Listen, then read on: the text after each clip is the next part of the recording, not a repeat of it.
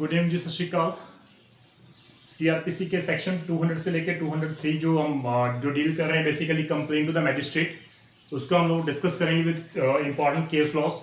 हमने जब section 190 of CrPC किया था रिगार्डिंग द कॉग्नियंस के रिगार्डिंग, तो वहां पर मैंने एक बात क्लियर की थी कि जो कोर्ट है, जो मैजिस्ट्रेट है, वो तीन तरीके से कॉग्नियंस भेजता है, through complaint, through police report, जो हम लोग 173 की बात कर रहे हैं, and the last one is the suo motto.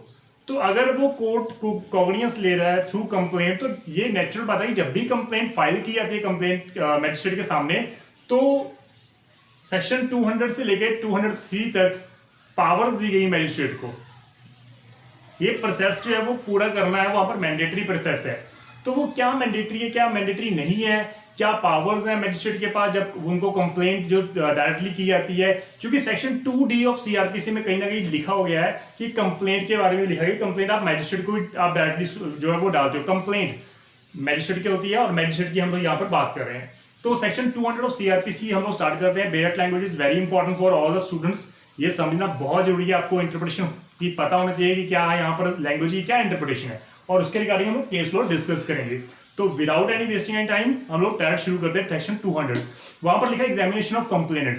That means to say magistrate जो कॉग्नियंस ले रहा है, taking cognizance of an offence on complaint, जब मैजिस्ट्रेट कॉग्नियंस ले रहा है कंप्लेंट के बेसिस पे, तो ये जरूरी है, उसके लिए मैंडेटरी है, शैल एग्जामिन अपॉन ओथ। ये इंपॉर्टेंट है कि 200 सेक्शन में अपॉन ओथ कंप्लेनेंट या उसके साथ जो भी विटनेसेस आए हुए हैं उनको सभी को एग्जामिन करना जरूरी है। और जो भी सब्सटेंस वो कंप्लेनेंट जो है वो जो विटनेसेस बोलेंगे कोर्ट को, वो रिटन में लिखना होगा। टाइपराइटर्स जो है वो स्टेनो उसको वो टाइप करेगा, और उसके बाद वो कंप्लेनेंट वो विटनेसेस उसके साइन करेंगे, और उनके बाद जो है वो जज भी वहां पर साइन करता है। ये फर्स्ट हमारा मैंडेटरी प्रोविजन है।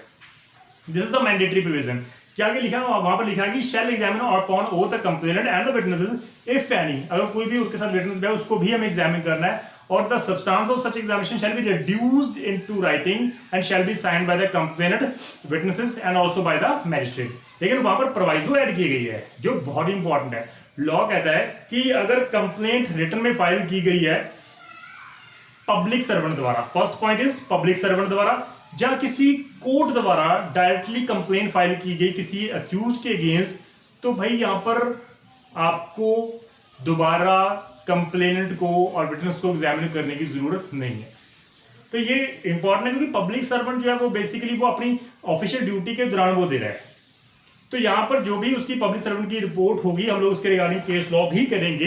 ये भी इंपॉर्टेंट है, क्योंकि पब्लिक सर्वेंट जो है बेसिकली जब पुलिस जो है वो रिपोर्ट सबमिट करती है 173 के अंदर, और कोर्ट वो मना कर देती है कि ये कॉग्निबल ऑफेंस ही नहीं है, तो इसकी तो भाई हम लोग कॉग्नियंस ले नहीं सकते, लेकिन एज ए कंप्लेंट उसको ट्रीट किया जाता है।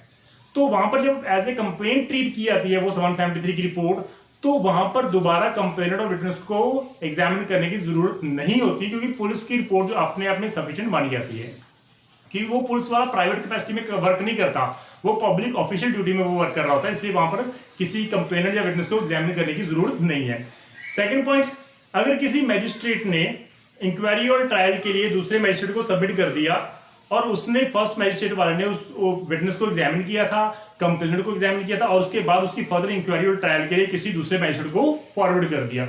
अब जो दूसरे वाला मैजिस्ट्रेट है उसको फर्दर कंप्लेनेंट को एग्जामिन करने की जरूरत नहीं है, क्योंकि ऑलरेडी एग्जामिन वहां पर हो चुका है फर्स्ट मैजिस्ट्रेट के सामने। वहां पर लिखा है provided further that if the magistrate make over the case to another magistrate under section 192 after examining the complainant and the witnesses, the later magistrate need not to re-examine them। उसको re-examine करने की दोबारा जरूरत नहीं है। तो ये बहुत इंपॉर्टेंट कंसेप्ट था।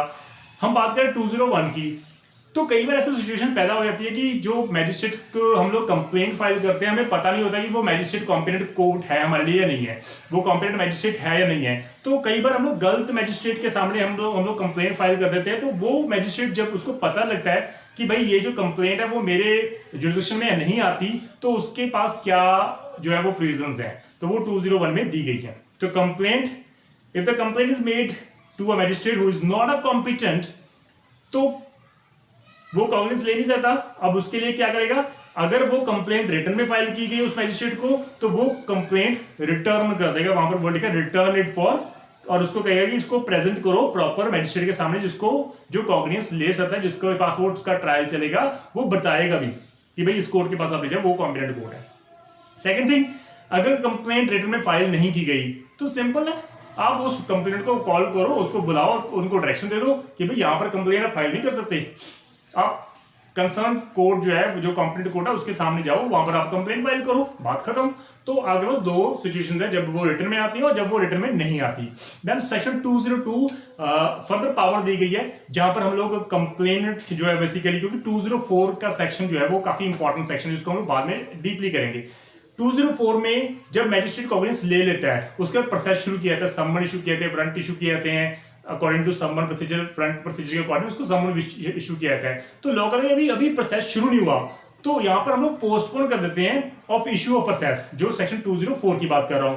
तो any magistrate on receipt of the complaint, जब भी किसी कंप्लेनेंट की जो कंप्लेंट फाइल करता है मैजिस्ट्रेट के सामने कंप्लेंट, तो मैजिस्ट्रेट को अगर लगता है, may if it think fit and shall in case where the accused is residing at a place beyond the area, और उसको जहां उसको लगता है, या फिर उसको लगता है कि भाई जो अक्यूज है वो मेरी जुरिस्डिक्शन में नहीं रहता, वो बाहर रहता है।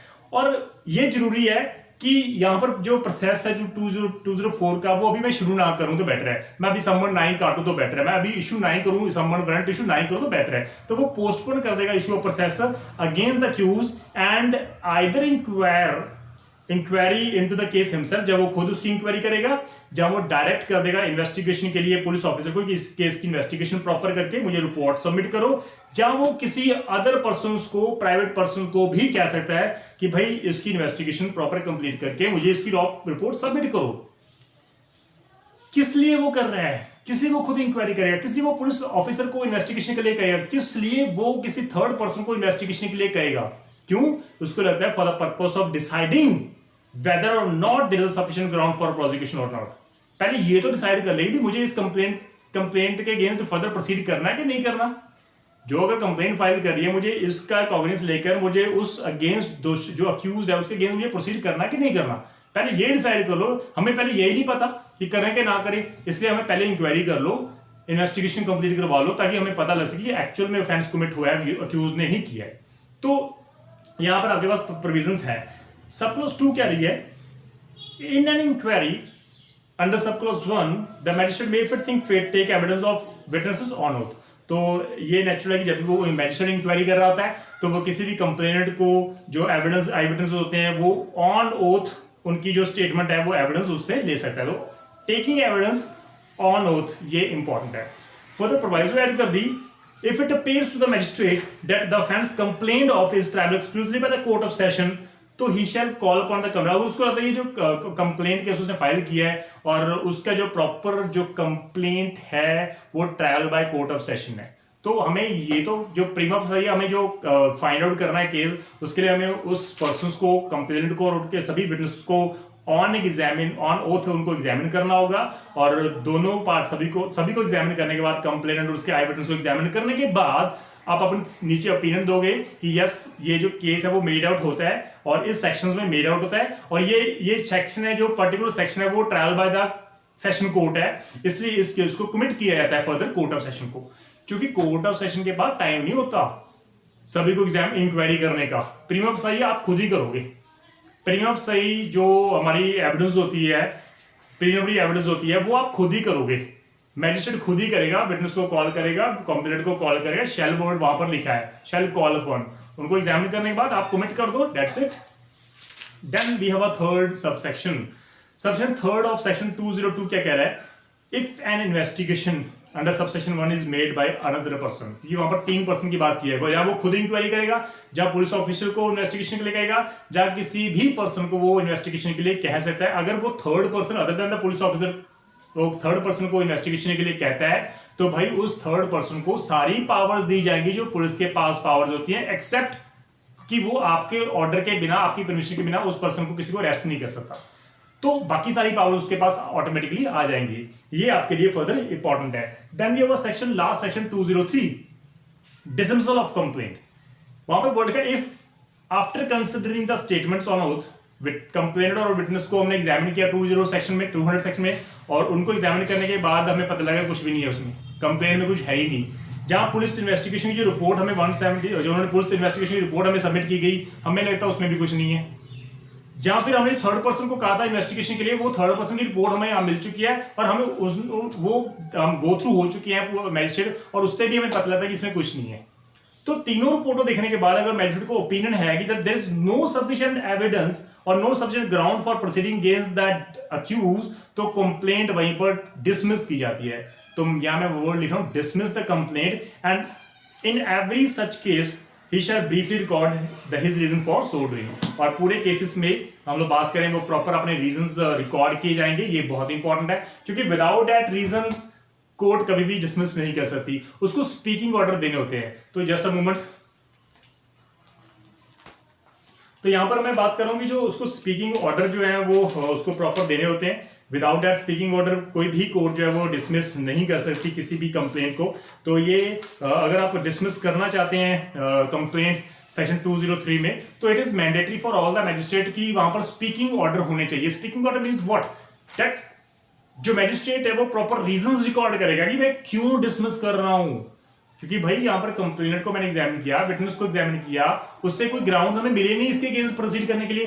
There is no evidence, there is no such kind of evidence जिससे हमें पता लगे कि वाकई ऑफेंस कमिट किया और हमें इसके अगेंस्ट प्रोसीड करना होगा, तो ये वहां पर डिसमिस किया जाता है। तो we have some case law जो काफी इंपॉर्टेंट है। The first case is the Ramaswamy Iyengar's case. ये AIR 1992 का है, Madras high court 443 page number. Held क्या किया गया कोर्ट ने हेल्ड किया that examination on oath is not a mere formality, क्योंकि वर्ड सेक्शन 200 में शैल वर्ड लिखा है और shall is the mandatory word over there. That mean it is not a mere formality. अगर भाई आप ऑन ओथ उन विटनेस को, उस कंप्लेंट को एग्जामिन नहीं करते, तो जो कंप्लेंट है वो डिसमिस भी नहीं की जा सकती। ये भी इंपॉर्टेंट है, क्योंकि पहले आप उनको एग्जामिन करोगे, उसके बाद अगर आपको लगता है कि आपको ग्राउंड नहीं है, तभी आप डिसमिस कर सकते हो। तो without examining the complaint, without examining the witness, आप कंप्लेंट को डिसमिस कर ही नहीं सकते। ये इस केस में हेल्ड किया गया। We have one other case, Maniyari Madhavan versus state of Kerala का ये केस है 1981, criminal law journal 569 page number, Kerala high court के लिए डिसाइड किया। और बहुत इंपॉर्टेंट केस है। कोर्ट ने कहा जब पुलिस इन्वेस्टिगेशन करने के बाद अपनी रिपोर्ट सबमिट करते हैं कोर्ट में, और वो जो मैजिस्ट्रेट है वो 173 में उसको ट्रीट नहीं करता, वो कहता है कि ये जो रिपोर्ट है बेसिकली वो नॉन कॉग्निजेबल ऑफेंसेस की है, इसलिए वो पुलिस रिपोर्ट तो मानी नहीं जाएगी। तो यहां पर इसलिए इंपॉर्टेंट है कि it could be treated as a complaint, इसलिए वहां पर हम लोग उसको ट्रीट कर लेते हैं एज ए कंप्लेंट। 2D में वहां पर दिया गया है। And coming with in the scope of section 191A में वहां पे आ जाएगी। कोर्ट ने कहा कि in that case his examination as a complainant is not necessary. जब पुलिस ने फाइल कर दी अपनी पूरी रिपोर्ट, उनको लगता है भाई यहाँ पर कॉग्निजेबल जो ऑफेंस के रिगार्डिंग हमने इन्वेस्टिगेशन शुरू की थी, और ड्यूरिंग इन्वेस्टिगेशन हमें पता है, हमें पता लग गया कि we came to know that यहाँ पर कोई कॉग्निजेबल ऑफेंसेस हुआ ही नहीं है, सारे नॉन कॉग्निजेबल ऑफेंसेस होते हैं। लेकिन वहां पर FIR तो रजिस्टर कर दी ना आपने, तो लॉ कहता है कि आपको रिपोर्ट तो सबमिट करनी होगी, लेकिन वहां पर जो है वो कंप्लेनेंट नहीं माना जाएगा। नॉन कॉग्निजेबल ऑफेंसेस में जो पुलिस है वो ऑटोमेटिक कंप्लेनेंट मानी जाती है, और इस सिचुएशन में उन कंप्लेनेंट को, उन विटनेसेस को कॉल करने की जरूरत नहीं है, पुलिस खुद ही कंप्लेनेंट मानी जाती है। और ये इंपॉर्टेंट है कि वहां पर इस सिचुएशन में ना कोई कंप्लेनेंट को एग्जामिन करने की जरूरत है, ना किसी विटनेस को फर्दर एग्जामिन करने की जरूरत है, क्योंकि जो पब्लिक सर्वेंट है वो सबमिट कर रहा है report not in the his private capacity but as a police officer, वो रिपोर्ट सबमिट कर रहा था, इसलिए बहुत इंपॉर्टेंट है। We have another case, Jagdish Ram versus state of Rajasthan. Court ने कहा it has been ruled that magistrate can take cognizance of an offence without passing a speaker order. ये इंपॉर्टेंट है, काफी इंपॉर्टेंट है। Pre point is very important, क्योंकि cognizance लेने के लिए स्पीकिंग ऑर्डर देने की जरूरत नहीं है, आप ले सकते हो विदाउट गिविंग एनी। आप ऑर्डर में स्पीकिंग ऑर्डर लिखने की जरूरत ही नहीं है, स्पीकिंग ऑर्डर वहां पर आपको टाइप करने की जरूरत नहीं है, आपको कोई रीजन बताने की जरूरत नहीं है, आपको लगा तो आपने कॉग्निजेंस ले लिया। लेकिन अगर डिसमिस कर रहे हो कंप्लेंट, तब स्पीकिंग ऑर्डर की आपको प्रॉपर रीजन रिकॉर्ड करने में, तब आप उसको डिसमिस करते हो। लेकिन कॉग्निजेंस लेने के लिए स्पीकिंग ऑर्डर के लिए जरूरत नहीं है, ये इंपॉर्टेंट है। कॉग्निजेंस कोर्ट लेने के लिए जब कंप्लेंट के बिहाफ पे आप कॉग्निजेंस लेते हो, तो वहां पर स्पीकिंग ऑर्डर आपको लिखने की जरूरत नहीं है। लेकिन जब आप डिसमिस कर रहे होते हो कंप्लेंट, तब आपको स्पीकिंग ऑर्डर लिखने की जरूरत होती है, ये इंपॉर्टेंट है। Another case, Markandey Rai versus Shiv Kumar Thakur. ये केस AIR 1961 का है, Patna high court 120 page number. Held क्या किया that in a case where the complainant has not been made by a court, so where a complaint has not been made by a court mean court ने complaint नहीं की, court ने complain नहीं की, right? No investigation is to be directed, that means what? Law ने यहां पर court ने हेल्ड किया कि कंप्लेनेंट ने कंप्लेन फाइल की, दैट मीन्स किसी कोर्ट ने नहीं की, ना ही कोई पुलिस रिपोर्ट आई है हमारे पास। तो जब तक आप कंप्लेनेंट ने कंप्लेन फाइल कर दी, जब तक आप उस कंप्लेनेंट को एग्जामिन नहीं कर लेते, जब तक आप विटनेसेस को एग्जामिन नहीं कर लेते, यू हैव नो राइट, आप फर्दर इन्वेस्टिगेशन के लिए ऑर्डर कर ही नहीं सकते। क्योंकि फर्दर इन्वेस्टिगेशन के लिए कोर्ट ने कहा कि आप फर्दर आप पुलिस को इन्वेस्टिगेशन के लिए कह सकते हो, लेकिन कब करोगे?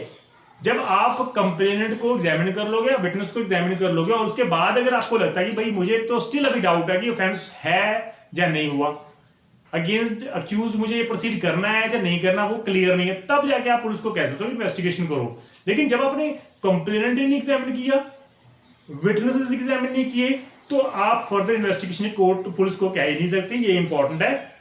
So directing an investigation before such examination will vitiate the proceeding। तो ये बहुत बड़ी बेवकूफी होगी। मैजिस्ट्रेट को कंप्लेनेंट को और उसके विटनेस को सबसे पहले एग्जामिन करना होगा।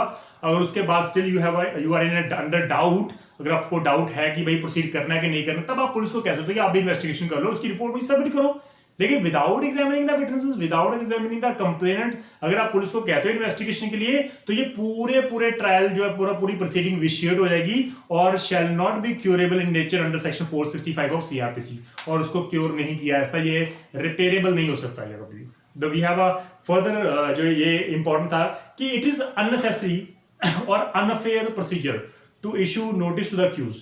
भाई आपने कॉग्नियंस लेना है ना, तो 200 सेक्शन में आपने कंप्लेनेंट को एग्जामिन करना है, आपने विटनेस को एग्जामिन करना है, तो वहां पर आपको अक्यूज को नोटिस देने की जरूरत ही नहीं है।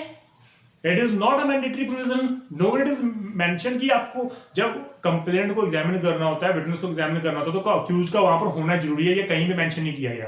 तो that means without notice to the accused आप कंप्लेनेंट और विटनेस को एग्जामिन कर सकते हो, यहां पर बिल्कुल क्लियर है। अब ये इंपॉर्टेंट बात है कि this is the preliminary evidence, preliminary evidence, क्योंकि कॉग्निजेंस लेने से पहले आप एविडेंस ले रहे हो ताकि ये फाइंड आउट मुझे कॉग्निजेंस लेना भी है कि नहीं, मुझे 204 में प्रोसेस शुरू करना है कि नहीं करना। तो लॉ कहता है कि जब आप 200 सेक्शन में कंप्लेनेंट और विटनेस को एग्जामिन कर रहे होते हो ना, तब अक्यूज के पास कोई राइट ही नहीं है इसको क्रॉस करने का। Accused has no right to cross examine the complainant और द विटनेसेस, ये इंपॉर्टेंट है।